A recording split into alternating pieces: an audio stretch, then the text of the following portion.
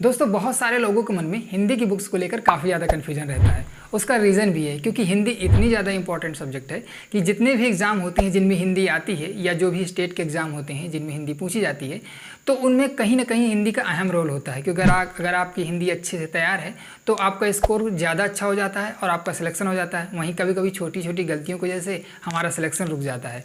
तो हमें हिंदी को बहुत ज़्यादा इग्नोर नहीं करना चाहिए क्योंकि कभी कभी हमने ये भी देखा है कि जब हम बहुत ज़्यादा तैयारी करके जाते हैं हिंदी की तो क्वेश्चन बहुत ज़्यादा सिंपल आ जाते हैं। लेकिन कभी कभी हम बिल्कुल तैयारी करके नहीं जाते, ये हो जाता है उसको टेकन फॉर ग्रांटेड ले लेते हैं कि चलो यार हिंदी ही तो है हम कर ले जाएंगे। और कभी कभी इतनी टफ हिंदी आ जाती है कि हमारे सर के ऊपर से निकल जाती है, जैसा कि कई सारे एग्जाम्स में देखा गया है। तब सवाल ये पैदा होता है कि कोई ऐसी बुक है जिसको अगर हम पढ़ लें या जिसको हम तैयार कर लें तो उससे बाहर क्वेश्चंस आने की जो प्रोबेबिलिटी है बिल्कुल ना के बराबर हो।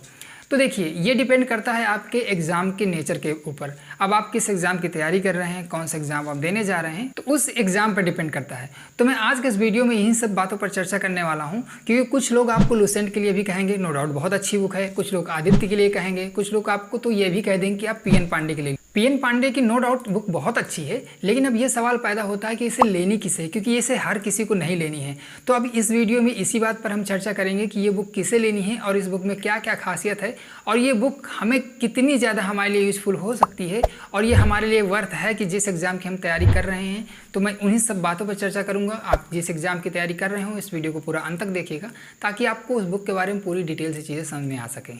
तो चलिए देखते हैं। तो ये है हमारी नालंदा पब्लिकेशन की समान हिंदी की बुक जिसके राइटर पीएन पांडे हैं और ज़्यादातर ये बुक फेमस है पीएन पांडे के नाम से कि पृथ्वीनाथ पांडे या पीएन पांडे के नाम से ये बुक बहुत ज़्यादा फेमस है। बात करें इसके प्राइस की तो इसका जो प्रिंटेड प्राइस है वो 290 रुपये है।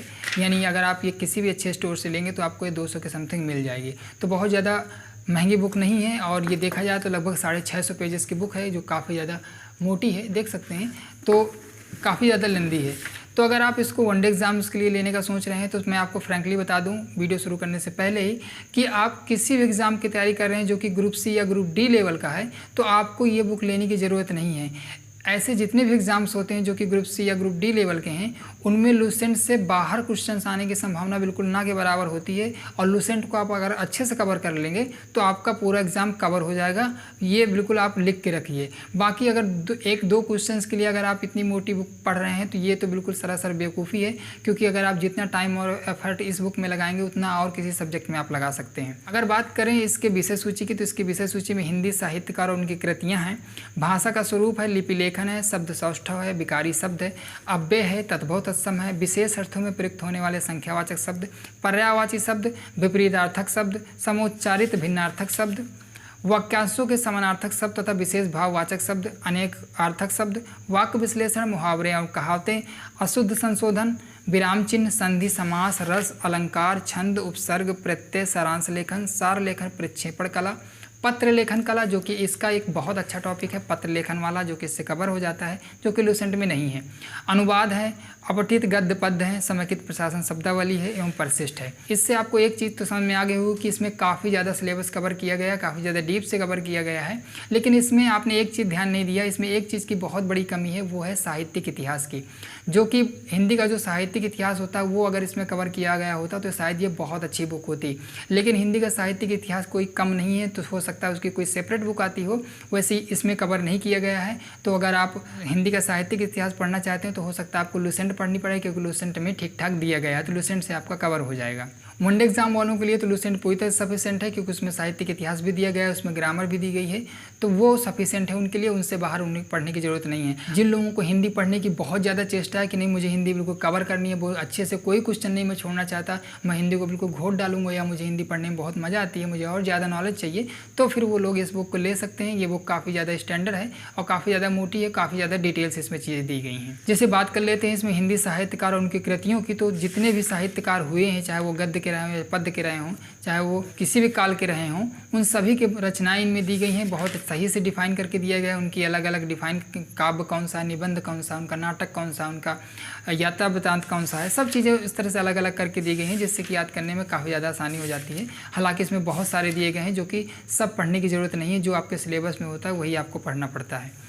अब रही बात इसमें क्या सिलेबस का कितना अच्छे से कवर किया गया है, ये तो आप देख ही सकते हैं कितना डीपली इसमें कवर किया गया है, क्योंकि ये बुक डिज़ाइन ही ISPCS वालों के लिए की गई है कि इसमें कंटेंट बहुत अच्छा दिया गया है, डिटेल से दिया गया है और बहुत सारा दिया गया है। मुझे नहीं लगता कि इससे बाहर कुछ चीज़ें आने वाली हैं। अगर आप इसको, मुझे लगता है गलती से अगर आप इसको UPSSC वगैरह के लिए या ग्रुप C या ग्रुप D के लिए पढ़ लेते हैं तो मुझे नहीं लगता कि इससे बाहर कुछ भी आ सकता है। वैसे ये PCS वालों के लिए, IAS वालों के लिए या जो भी हिंदी साहित्य वगैरह के जो पढ़ते हैं उनके लिए है, बाकी तो नहीं लेना चाहिए। बाकी लेकिन चीज़ें इसमें बहुत अच्छे से डिफ़ाइन की गई हैं। अगर आपको हिंदी पढ़ने का शौक़ है तो आप इसको ज़रूर ले सकते हैं, पढ़ सकते हैं।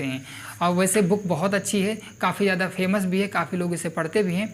अगर आपका जो गोल है वो ये है कि आप वनडे एग्ज़ाम से लेकर PCS एग्ज़ाम्स तक की तैयारी करेंगे, आप आगे चलकर IAS एग्ज़ाम के सिविल एग्ज़ाम में जाना चाहते हैं या उसकी तैयारी करेंगे, तो आपको हिंदी इससे ज़रूर पढ़ना चाहिए। इसमें काफ़ी अच्छे से चीज़ें दी गई हैं।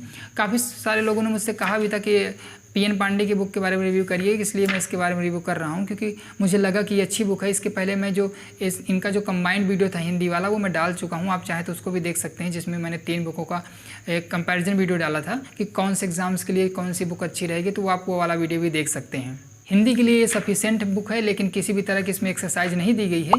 ये पूरी तरह से थ्योरेटिकल बुक है और थ्योरी ही दी गई है। बाकी इसमें चीज़ों को बहुत ज़्यादा डीपली कवर किया गया है, काफ़ी ज़्यादा विस्तार से दिया गया है चीज़ों को, तो आपको समझने में पूरी तरह से आसानी हो जाएगी। और आप PCS के लिए तो आप बिल्कुल इसे ले सकते हैं, IAS की तैयारी कर रहे हैं तो भी आप इसको ले सकते हैं, आपको पढ़ना चाहिए। लेकिन जहाँ तक मेरा मानना है, फ्रैंकली आपसे कहना चाहूँगा कि अगर आप वनडे एग्ज़ाम की तैयारी कर रहे हैं तो इस बुक को लेने का कोई मतलब नहीं है, क्योंकि बहुत सारे लोग ऐसा होते हैं कि जैसे अगर आप बिगनर्स हैं, आपको नहीं मालूम है और आप अगर सीनियर्स से अपने पूछते हैं तो कभी कभी ऐसे लोग होते हैं जो लुसेंट आदित्य पब्लिकेशन तक तो ठीक है, लेकिन कुछ लोग PN पांडे कह देते हैं यार PN पांडे ले लो। तो PN पांडे सब लोगों के लिए नहीं है, वनडे एग्जाम वालों के लिए बिल्कुल भी नहीं है। किसी के कहने से बुक ना ले लें कि अगर किसी ने कह दिया कि PN पांडे के ले लो तो आप गए और PN पांडे उठा के चले आए, ठीक है, क्योंकि इसको लाने का कोई मतलब नहीं है अगर आप इसको अच्छे से पढ़ नहीं रहे हैं या आपके एग्जाम के नेचर के हिसाब से है नहीं है ये, ठीक है। तो इस बुक के बारे में मुझे बस इतना ही बताना था कि ये बुक काफ़ी अच्छी है, लेकिन किस एग्ज़ाम वालों के लिए अच्छी है ये ज़रूर जान लें आप। तो आपको ये वीडियो कैसा लगा मुझे कमेंट में ज़रूर बताइएगा, और पूरा वीडियो देखने के लिए थैंक यू।